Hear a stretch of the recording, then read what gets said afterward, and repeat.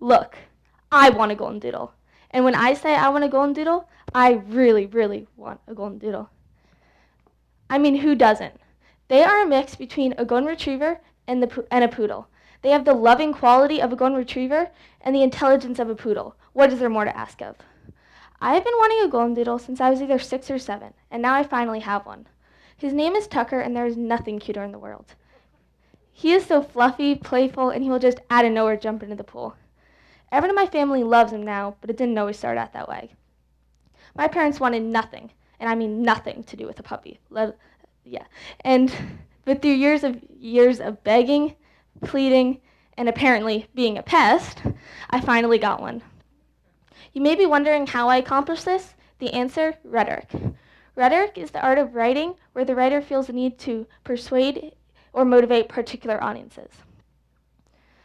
Rhetoric usually uses heuristics, and I would need to use heuristic. A heuristic is when you don't have the perfect argument, you could use a shortcut, such as common sense, an educated guess, and a rule of thumb. I wish I didn't need heuristics. I wish there was just a law saying that all 12-year-old girls named Alexa must have a golden doodle. That would be so easy. In fact, when you have such a slam dunk case like that, it's called a non-artistic argument, and that is an argument that you do not need to invent. Unfortunately, I couldn't use that kind of argument. I had to come up with my own argument, and that is an artistic argument. For my argument with my parents, I started with logos, then went to ethos, and ended in pathos, but you could do them in any order you want, depending on what your goal is. Logos. Logos is an appeal to logic, and for this, I wanted to look like a scientist.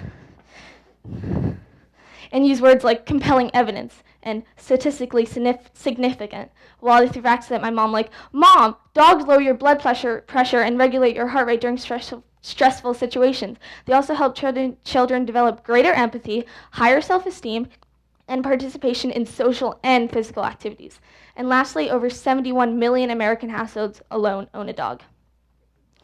Now that I got her thinking, I moved on to ethos. Ethos is an appeal to ethics, and I wanted my mom to think that us getting a golden doodle would make us good and noble people.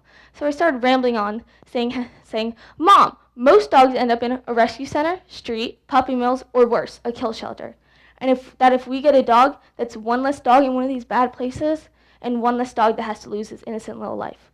Approximately 7.6 million animals get put in these kinds of places a year, and 2.7 of them get put to death. How could you just sit there and know this and not want to rescue a dog? Now that I got thinking what bad people we would be not to get a golden doodle, I moved on to pathos. Pathos is an appeal to emotion, and for this, I needed my little sister. I ran to get my little sister, gave her a stuffed animal that resembled somewhat a golden doodle, pinched her in the arm so that she would cry, and pushed her into the room with my mom. She gave my mom a face that she could not say no to, and to top it off, she looks my mom in the eyes, curls her upper lip, and says, Mommy, could you get me a golden doodle? And that was how I got my golden doodle. This was my artistic argument in getting my golden doodle. It's up to you what kind of argument you will decide to use.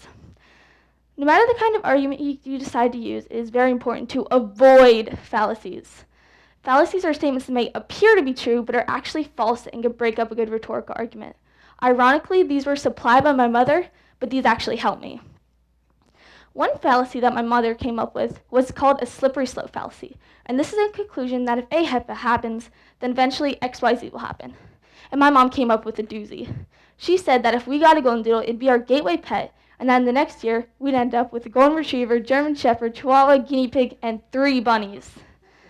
And all I could say back was, do you really think this is going to happen? It's taken me this long to get a golden doodle, and we still don't have one. Persuasion is an art that everyone should try and master. It comes in handy, believe me. Whether you're trying to convince your parents to get you a puppy or your boss to give you a raise, it is all the same few steps that could lead you to victory, and very easily too. It may take a while, but it'll all be worth it. It took me 6 years to get Tucker, and we are so happy with him. In fact, and if you had any doubts about my persuasion, look at this. Hey, Mom.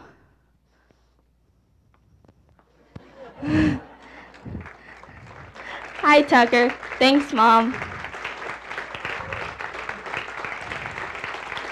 Thank you.